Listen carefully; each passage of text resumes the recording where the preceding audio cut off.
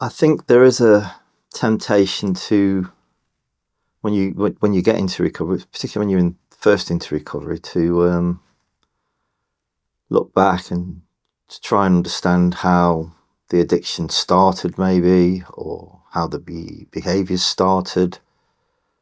Um, and I think in some forms of therapy, there's a real temptation to try and mine the trauma, find the trauma, then mine the trauma.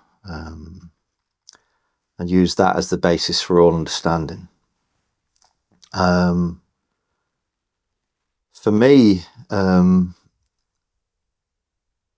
look back at my childhood, and I can say that it was a really happy childhood. I was raised on a large council estate in Nottingham, from a large family.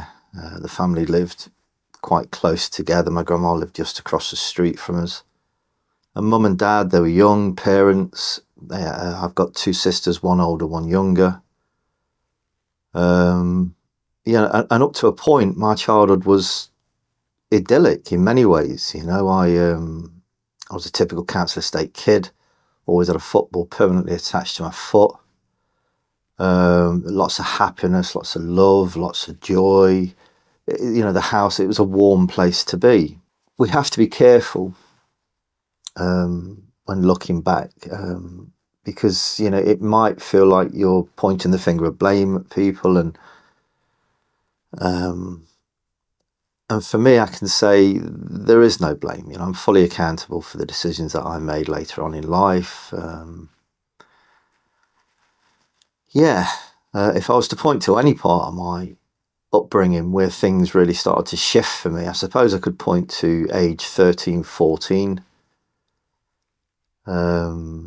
When at the age of 13, I got into quite a bit of trouble with the police, and that impacted on the way people viewed me, the way I viewed myself. It affected my schooling. It distanced me from my peer group at school, because I was on a condition, like a behavioural contract, was one of the conditions for letting me back in school. And yeah, that was a lonely period for me, a difficult period. And then my parents split up when I was 14. Mum left with my younger sister. I stayed with dad. I decided to stay with dad. And I suppose the key difference there for me was that my home environment obviously changed. The home environment became a much colder place. All that warmth when mum and my sister were around, that had gone. And dad was still a young man. He was trying to deal with it in his own way, trying to make his own sense of it. But one of the ways that he coped was to work, work all the hours that he could, basically. So my school environment was quite lonely, and my home environment was quite lonely. Just to reiterate, there's no blame apportioned to anybody in this. It's just the way it was. So if I was looking to try and make sense of that in relation to what happened later in my addiction, I might say that my outlook shifted around that time. My identity certainly did. I was, from being in this loving family unit, where I had some sense of who I was and my place in the world, and some idea of where I was likely to end up in life. That all shifted around that time. So yeah, I suppose my behaviours, although they'd already started to shift a little bit the previous year with the criminal stuff, they did change again around the age of 14. I was just trying to make sense of things. I was just not equipped. And I think this is an important point to make in relation to trauma, particularly childhood trauma, is where it does resonate for me is that I recognise now that I just wasn't equipped at that age to manage the situation in a healthy way. I was getting no input from dad. And I just wasn't, my emotional intelligence was obviously just nothing there. I had nothing, it was the first time in my life I was forced to look inwards and ask and look for answers to questions, and there's just nothing there to draw from. So, um, yeah, and around that time, coincidentally, is when I started to use substances, solvents and cannabis, and I enjoyed using them. I don't necessarily think that I was motivated to use because I was in pain necessarily, or because I was trying to run away from something. I suppose that connection could be made, but I just enjoyed it. And of course, it also introduced me to a new group of friends, and yeah, it gave me something that I was looking for at that time. The key outcome from all of that is that I couldn't wait to get away from the place I was at. So when I reached 16, the first opportunity that I had, I moved away from home, and pretty soon after that, we're into the late 80s now. I'm 17, 18 years old. And I started hanging around with a group of guys that were, we were all into the warehouse club scene. And of course, the context for that scene, as well as the music, in fact, it was a marriage made in heaven. The ecstasy and the music were the key, the key drivers for that particular scene. So when I first started using ecstasy, again, I used it because I really enjoyed it. I was a different person under the influence. My inhibitions disappeared. I was able to reach out and connect with people in a way that I'd never really connected with people before. And I was around a wonderful community of people, all young, my age, lots of energy, and it was a wonderful time. I really, really enjoyed it and really embraced it, and it kind of filled me up. It gave me something that I was looking for, and I mentioned the identity issue earlier. I think more than anything, what that scene gave me was an identity. It filled me up in lots of ways and gave me just what I was looking for and just what I needed at that time, a community of people that I could connect with. And yeah. So yeah, I was using ecstasy on a regular basis and other drugs too, cannabis, and just yeah. By the age of 18, I was using a lot of drugs and enjoying it, not really seeing any real consequences. But pretty soon after that, I was introduced to heroin, and yeah, heroin, when I first started using it, I was using it again for a particular purpose. Ecstasy gives you a huge high and a huge feeling of euphoria. And heroin, when I first started using it, I was using it almost as a come down drug, something that just brought you back off the ceiling. And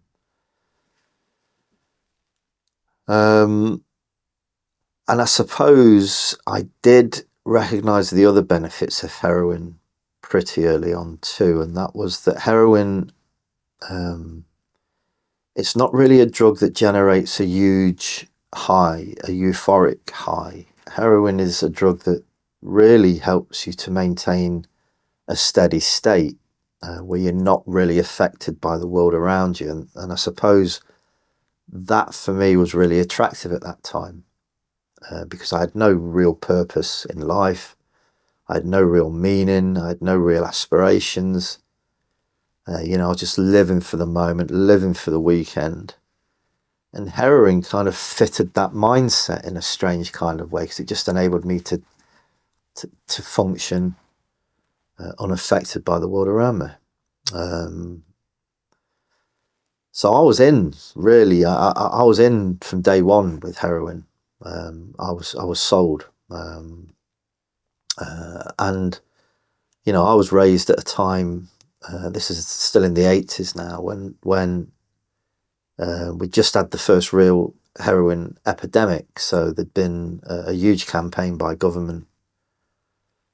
Basically, I was aware of the consequences of heroin. I'd been around drugs for a long time,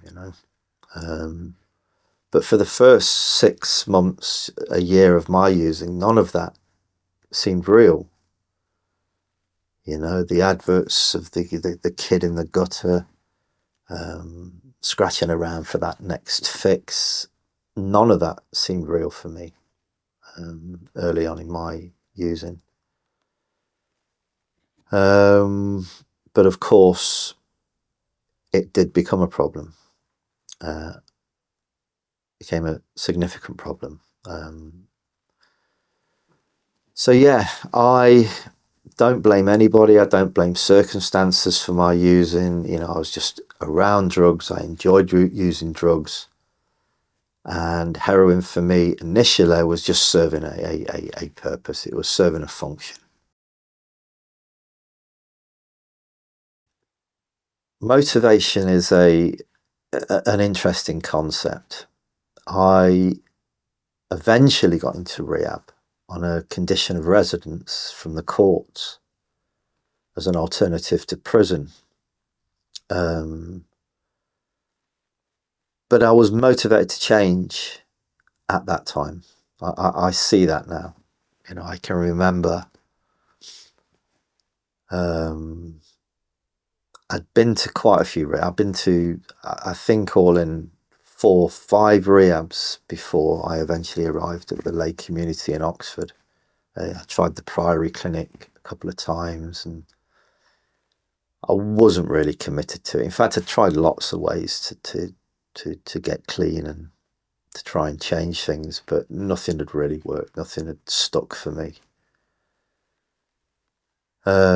Priory Clinic, I was scoring both times within an hour. For me, it was just a break.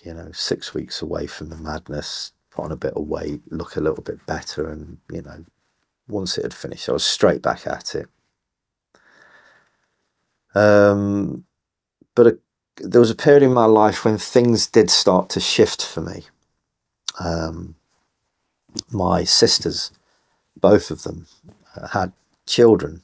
My oldest sister had a son, Tyler, and my younger sister had twins. And I remember seeing them both and feeling, my younger and my older sister, and seeing the kids. And I remember coming away from both visits feeling a real sense of shame and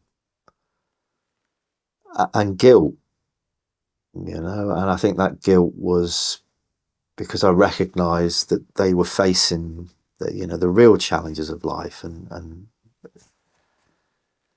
I felt like a bit of a fraud, in truth, that I was wallowing in self-pity and pain and shame, and they were faced with the real challenges of life, the real stuff. I was just pretending. So that I remember that being a real key period for me, and it was around that time when I started to engage with drug services again. I was just tired. I was tired of the chase. I'd been running away from me for so long. I was sick of running. I was tired of the people, same conversations every day, the routine. And one thing I did recognise at the time is that, heroin, the madness of addiction for me is, that pain or whatever it is that you're running from, you're only really adding to that on a daily basis. You're going to hurt people. You're going to continue to hurt yourself. You're going to continue to drive people away. So that pain that you're kind of medicating against or trying to run away from, you're only adding to that on a daily basis. So that's the madness in addiction for me. It becomes a self-perpetuating process in lots of ways. And one trauma that people don't really speak to is the trauma of being an addict. It is a difficult life maintaining an addiction. That experience in itself can be a traumatic experience for people, something they will need to look at when they finally get into recovery. But yeah, I just had enough, and I started to engage with drug services again. And, a strange set of circumstances. I'd got the rehab place arranged, not confirmed, but arranged when I was arrested for a few warrants, and it wasn't looking good for me. I was likely to go to prison, and by happy happenstance and good fortune, when I finally did arrive at court, I was sentenced to a condition of residence to go to a residential treatment centre in Oxford. And it was a long programme. I remember my drugs worker at the time, a guy called Nick, that I'm forever grateful to. He said the short programs just aren't working for you. Community's not working for you. You need a long program away. So I was sent away to the lay community in Oxford on a condition of residence by the courts. So although it might appear that I wasn't motivated to change, it was a coercion really that got me into treatment. I was ready. I was at a point where, I was at a place when I realised that I just couldn't run from me any longer. The realities of the situation were such that I just couldn't hide from them anymore. So I arrived in Oxford at the League community straight from court. So I got sentenced by the magistrate, and the condition was that I was driven straight to this rehab to start treatment. And the first thing I noticed when I arrived at the Lee, I arrived quite late in the evening. It was around 9 o'clock. And I remember the guy that had been assigned my key worker, a guy called Mick Madden, a wonderful person, became a friend and a mentor later on. Well, he had to wait for me to arrive. And when I did arrive, as I say, around 9 o'clock in the evening, he wasn't too pleased. Now, I'd never met this guy. I thought he was a resident. I couldn't tell the residents apart from staff members. And he was fuming. He came up to me and started shouting at me. Where the effing hell have you been? What time do you call this? You should have been here at this time. Now, I'm thinking this is another resident. So that was my introduction to the Lee. And it was a good introduction because it gave me an insight into what to expect for the next 18 months. And that was that I was going to be confronted on my behaviours, and I was going to be confronted on my behaviours on a daily basis. Because at the heart of what the Lee was striving to do was to change the way you behaved. When I arrived at the Lee, obviously my behaviours were all over the place. I had no value system to speak of. I'd been left to my own devices. I'd created my own rules for life, And those rules had slowly killed me, or were slowly killing me. So they needed to be confronted. Now, the Lee is a therapeutic community. So it's just this community that survives in its own space. It's its own little ecosystem, a sanctuary from this world where people, can help each other and reach in and support one another towards this shared objective, this collective objective. So it's a really egalitarian environment. It was a true community in every sense. And when I arrived, there were 55 residents from different walks of life. A lot of the guys were straight off the prison landing, so it was a volatile environment, highly charged environment, people coming down off drugs, people with years of abuse that they needed to unpack, and destructive behaviours that needed to be unpacked. And at the heart of the Lee was this sense that you were responsible to the community. You had an accountability to the community for the way you behaved in that space. So the staff were just facilitators of that process. What made things happen were the residents. and the structures and the process that had been set up to enable the residents to manage each other in that environment and to manage the group in that environment. And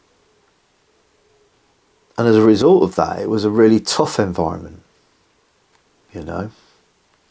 So the therapy, it was community as method.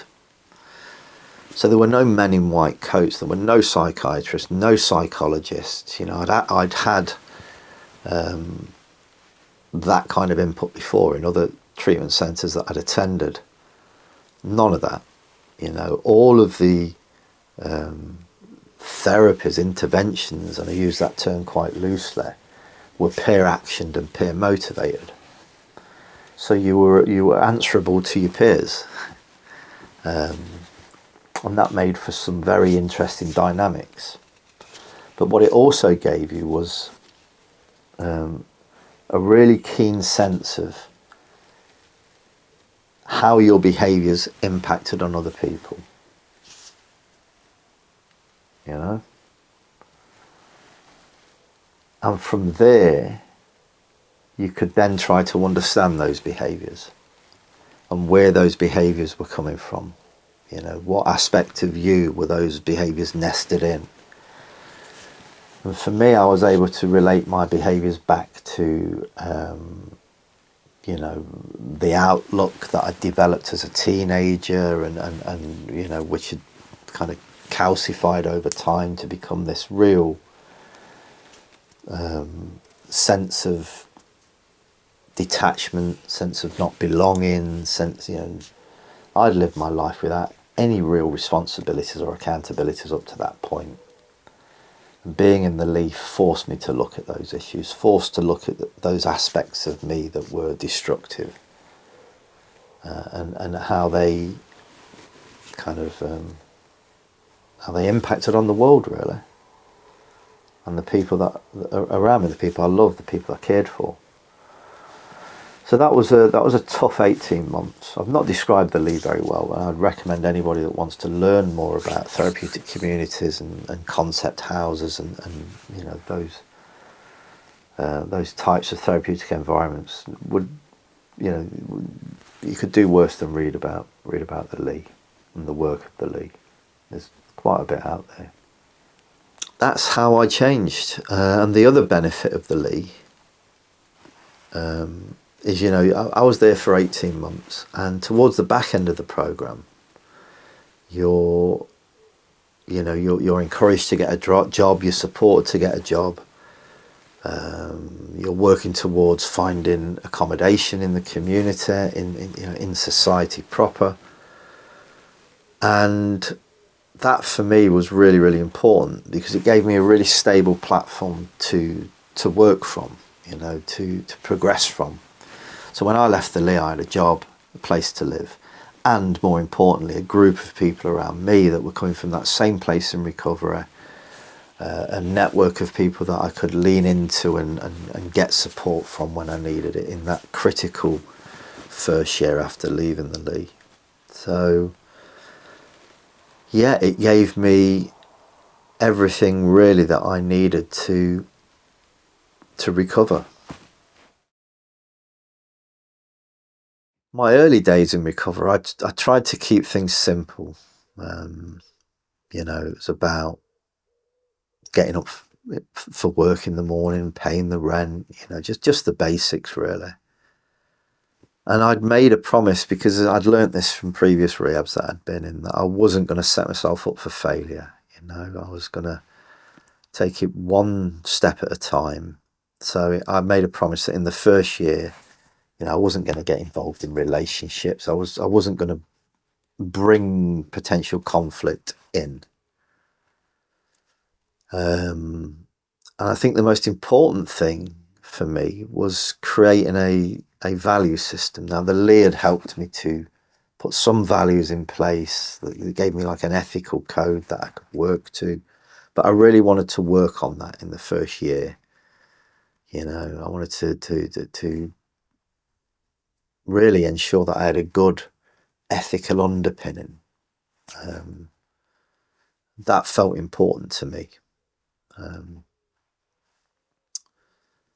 So yeah, my first year in recovery was to keep it simple, and just, stick to the promise that I'd made to self, really, and to try and live a good life, live a life without lying to people, being in relationships for honest reasons, rather than because I wanted something from them. It was kind of being true to self, I think, was the most important thing for the first year. And in many ways, recovery is no different to normal life. That you want meaning, you want purpose, you want to work towards something that matters to you.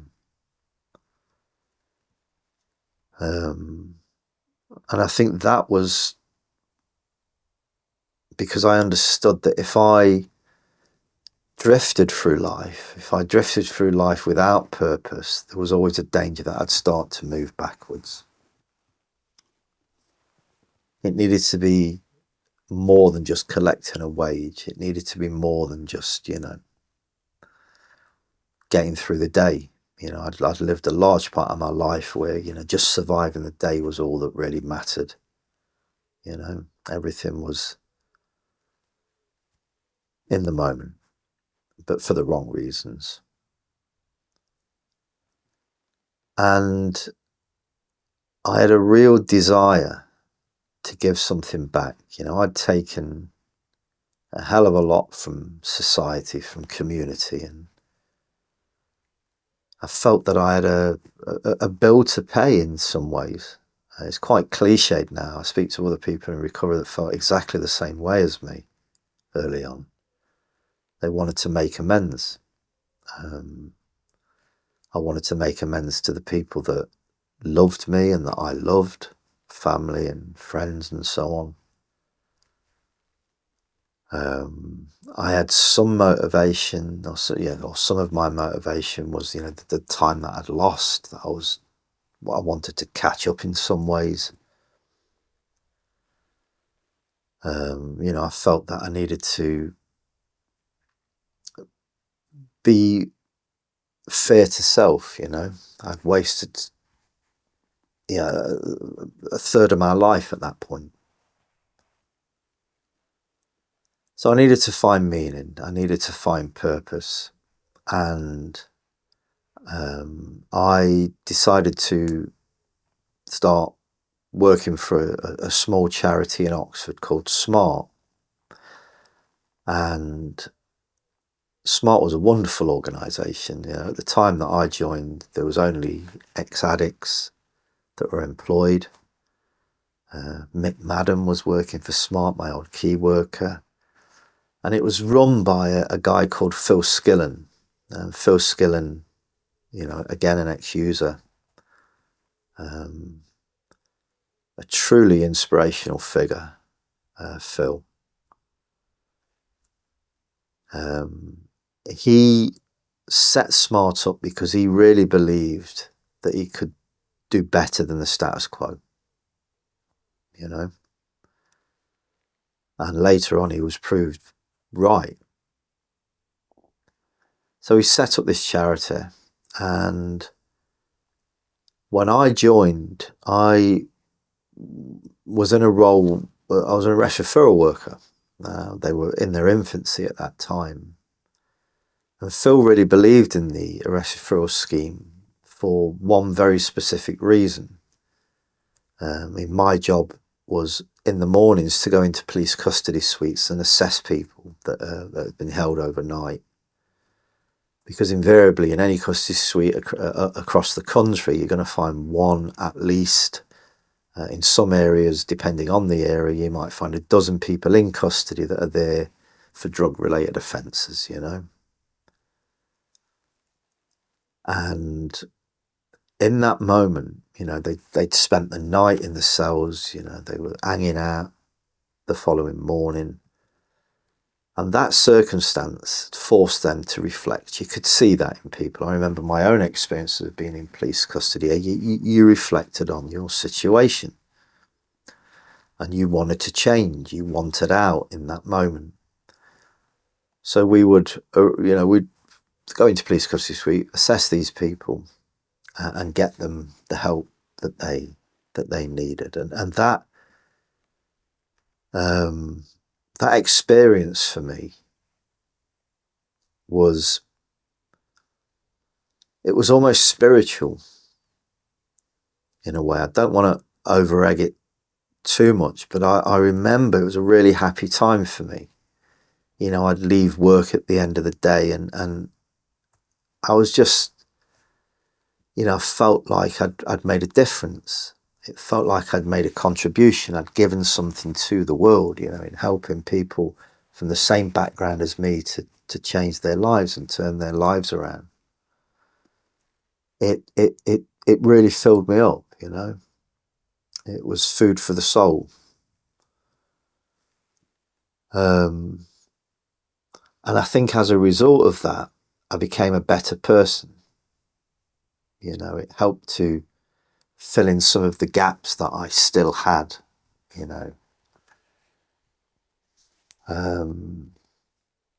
So yeah, meaning for me at that time was about offering something back to the world, giving something back to my community, trying to make amends for the things that I'd time lost and the impact that I'd had on the world.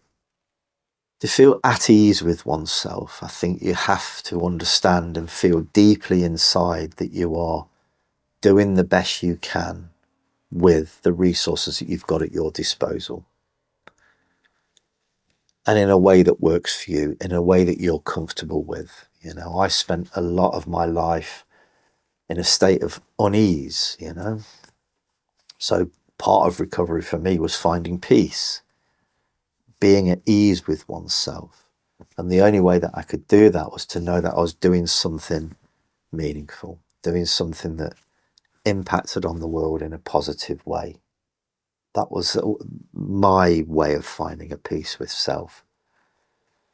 I think you have to find a balance in recovery. I think there's the work on the mind that is critical. I've just mentioned that the being at peace with oneself, and that might include therapy. It might include, work, professional work, professional input to understand self and understand personal motivators and personal drivers.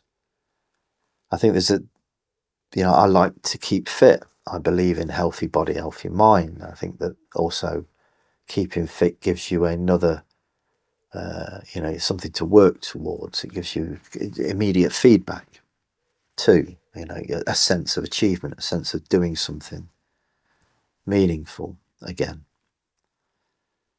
And the spiritual aspect for me is, as I've already mentioned, it's finding meaning in life, finding a purpose, doing something that means something to self. So if you can get those three aspects aligned, I think you're in a good place. I think you're halfway there to recovering.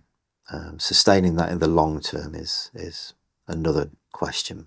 But if you can maintain those things and keep those things in balance, I think you give yourself a really, really good chance. I mentioned earlier about the this desire to trawl through somebody's past to try and find the trauma, the inciting incident, the reason why. And it can be quite dangerous. I have worked with people and know people that, have worked with their trauma, and they become comfortable speaking to their trauma. But I get a sense sometimes that they've not really done the work to understand that trauma. And what I mean by that is understand how that trauma now maps to self, and now manifests in behaviors and outlooks and attitudes. So they become very skilled at speaking to their trauma, but whether they've actually resolved that trauma is another question. And an example of just how dangerous, this focus on trauma can be. I must stress at this point, of course, trauma is a huge influencer on self and perceptions of self and behaviours, and can lead to really, really destructive behaviours later on in life. But it can also be a red herring, and it can also be quite dangerous to look in at trauma if the practitioner is not skilled enough to then work with the individual to resolve that trauma in a healthy way. I'll give you my own personal example. When I was in a rehab before I attended the Lee, this was in the Priory Clinic, I was working with a counsellor and I think he was a psychiatrist. I can't remember, but I remember, session where I mentioned that I was at the Hillsborough disaster. I wasn't, and I have to be very careful. I'm not, in no way do I want to say that my experience is anywhere close to the experience of the Liverpool fans that suffered the losses and the impact. I was in the other end. I was in the Nottingham Forest end, and I remember mentioning to my counsellor that affected me, and it did. Obviously, it was a traumatic experience. It was almost a collective trauma.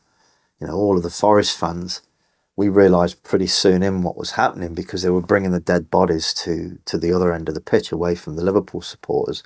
They were young kids, and it was. I remember this feeling of real anger at the time and helplessness, and that affected me for a long time. But my destructive behaviours were well established before then. You could say it was just another issue for me. But the counsellor and the psychiatrist, they really wanted to look in at the trauma. But after weeks of looking in at this issue, there was just nothing there. There was nothing there that I could relate to me in the moment and the way that I was in the moment. And I would say that the focus in on that probably set me back more than it moved me forward. And we also have to appreciate that it takes a very, very skilled practitioner to work with trauma and to help an individual to resolve trauma and make sense of that trauma. That's not something that is done in a few weeks. That's consistent professional input is required. And I'm not sure it's something that people should be looking at as soon as they enter into recovery. That's something that needs to be carefully managed and planned for as part of that longer journey. I later went on to run the organisation SMART. I took over from Phil Skillen. Phil had, by this time, Phil was involved in government policy making. He'd moved on, and so I took over from Phil. And I really started to flourish at that time. I was still motivated by that desire to have an impact on people's life, have a positive impact on people's life, to help change people. And when I took over from Phil, that was at a time when there was lots of investment in drug and alcohol services. So the organisation SMART grew from, I think there was around 18 or 20 people when I took over from Phil. And by the time I left, 8 or 9 years later, I think we employed 130 staff, and we had services across the Thames Valley region. And that's not me trying to, brag. I'm just trying to give you a picture of that motivation that I had to want to make a difference. I believe was the reason why I was so successful in that role. It wasn't about the money, it wasn't about the glory necessarily, it wasn't about the fact that the organization was growing. It was just the fact that in growing the organization, I made the simple calculation that I was able to help more and more people. When I left Smart, I think we were helping around 6,000 to 8,000 people a year. And that gave me an incredible sense of satisfaction, it was almost vindicated. All the effort and all the pain and suffering over the years, it was vindicated. And I maintained that Smart should recruit ex-addicts. Not all ex-addicts, but be considering the work we were doing, helping people at the coalface, so to speak, in police custody suites and in prisons. Having somebody with that person's experience was really quite valuable in that moment. Motivation is such a difficult thing to harness and embrace. But being an ex-addict and being able to reach into people when they're at a moment of real crisis, with a genuine and authentic and sincere "I understand" gesture can be a really powerful thing. And my time at the Smart also proved the value in the Leigh community, and it proved the value in the work of long-term residential treatment centres. When I left Smart, we employed 16 ex-Leigh residents. How do you calculate the value of the Leigh when you talk to those kinds of numbers and the impact that those people were now having in the community, the positive impact these people were now having in the community? And I still see people today, ex-Leigh residents, that are doing fantastic things in the community, managing services, working in mental health, working in housing. The cycle continues, that virtuous cycle continues. They're offering something back to their communities in a real positive, meaningful and impactful way. Really, really difficult to calculate the value in that. And it's just a shame that long-term treatment centres like the Leigh don't really exist anymore. That the commissioners of services, local authorities, don't see value in that type of intervention anymore, which is a real shame. Value for them is measured in the pound and pence. It's not really measured by the long-term outcomes of people that recover.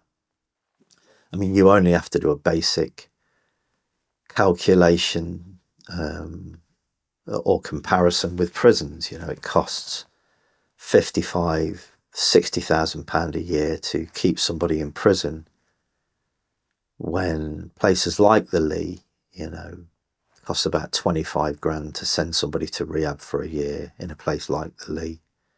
That comparison alone, it doesn't stack up. And when people are clean, the examples that I've just given about people still giving back to their communities, how do you factor that into that calculation?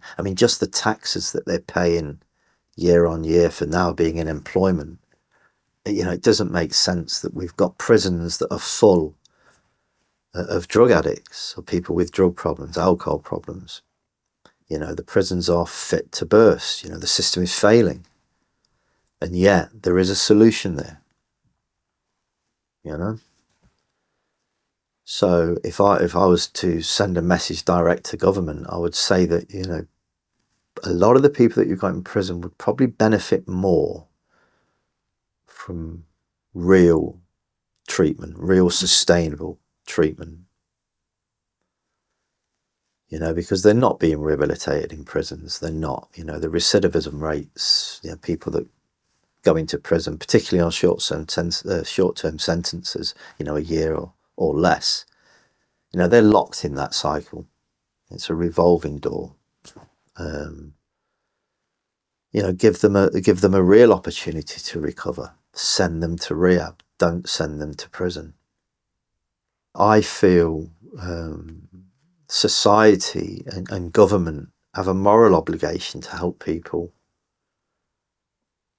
I remember, the time that I was a resident in rehabs and the times that, all the time that I've been working in services, it's quite obvious that the system has failed.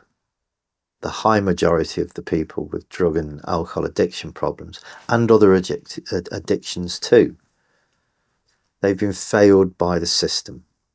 I worked with families where grandma, mum and daughter were all addicts. What chance did the granddaughter have in that environment? Been failed from day one. The tales of abuse, people going into care homes, being abused from a young age, being exposed to risky behaviours at a young age. The system had failed these individuals.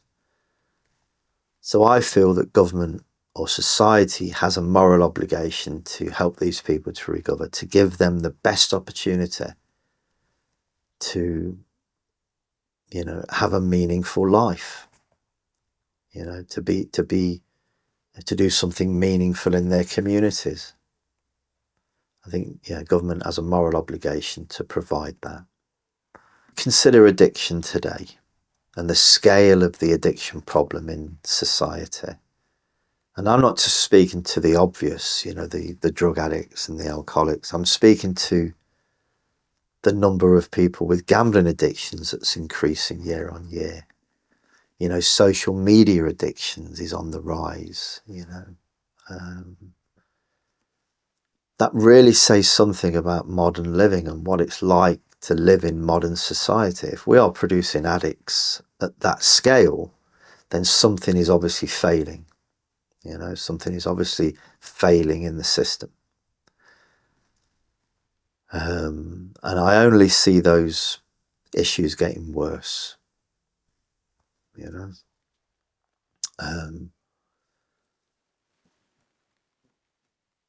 We're all addicts to some degree. We all have little devices and little ways of being and behaviours that help to get us through the day, that help us to cope, that help us to manage this life. We're all addicts in some way. But true addiction problems, I've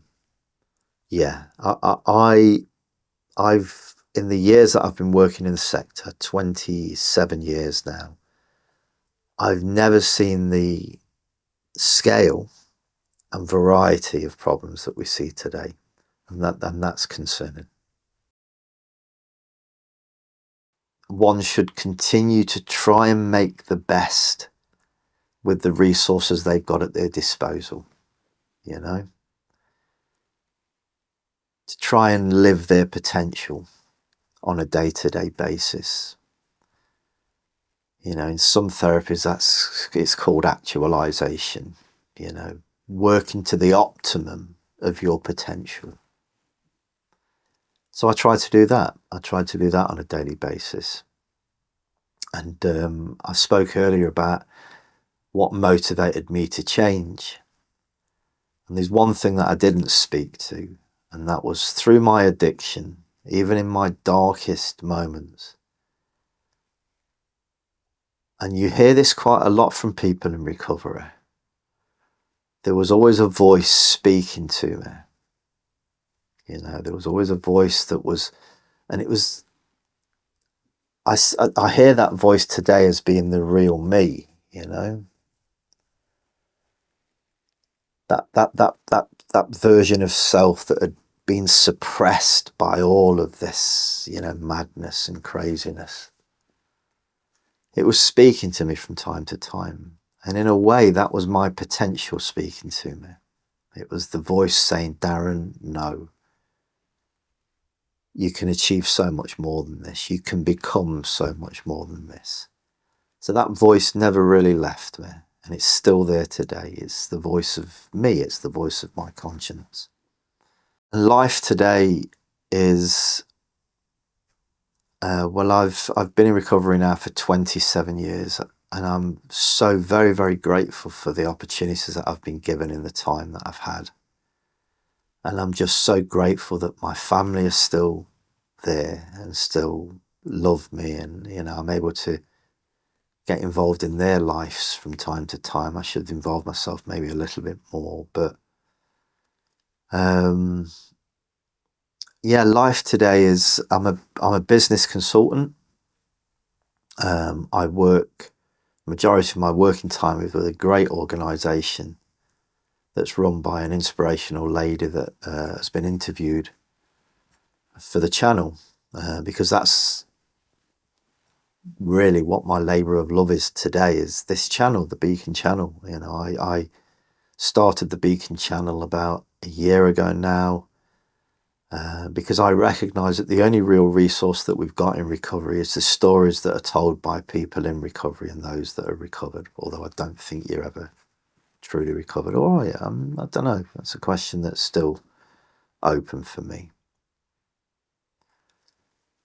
Yeah, and I wanted to put those stories out there into the world. I wanted to inspire other people. I wanted to show people that not only is recovery possible, but people in recovery go on to do some fantastic things, some truly great things.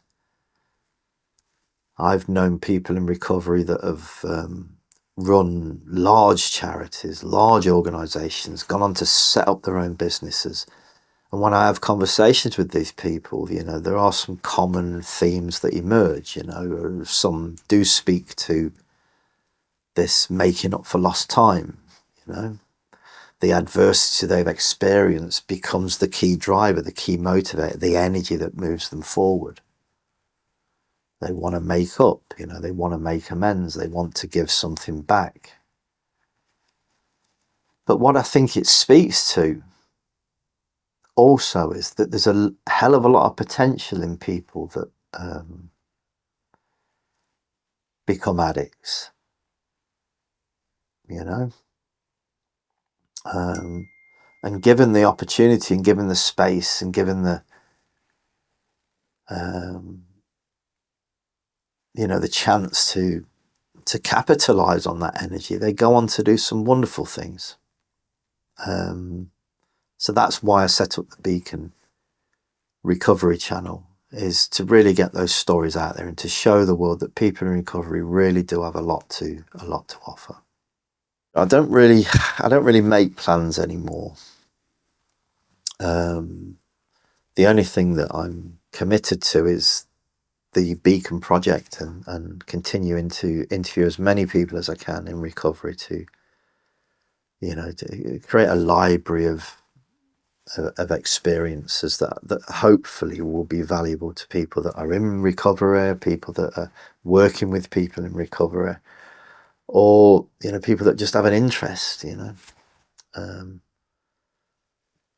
So that's my only real aim for the future, is to continue doing this for as long as possible. And I'm truly, truly grateful to the people that have already sat down and shared their story.